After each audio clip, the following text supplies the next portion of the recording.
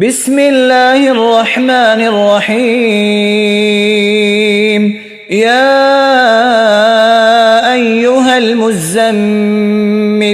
قم الليل إلا قليلا نصفه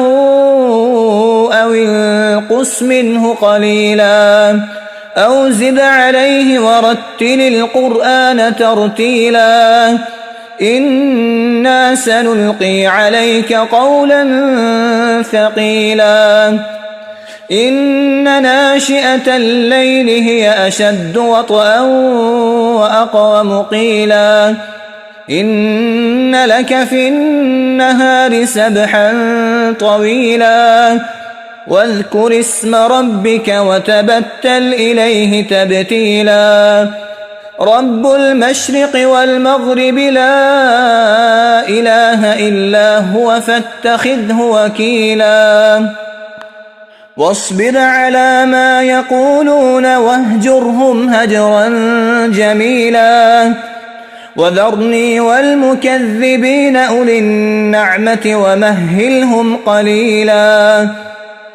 إن لدينا أنكالا وجحيما وطعاما ذا غصة وعذابا أليما يوم ترجف الأرض والجبال وكانت الجبال كثيبا مهيلا إنا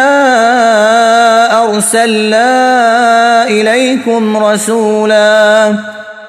شاهدا عليكم كما أرسلنا إلى فرعون رسولا فعصى فرعون الرسول فأخذناه أخذا وبيلا فكيف تتقون إن كفرتم يوما يجعل الولدان شيبا السماء منفطر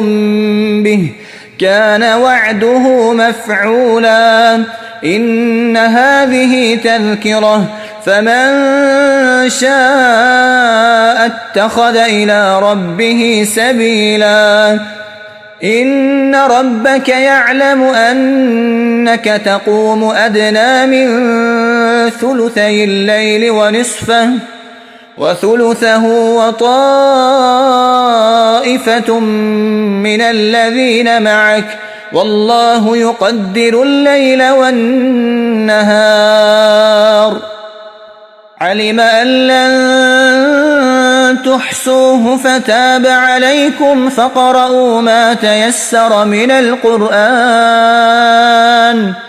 علم أن سيكون منكم مرضى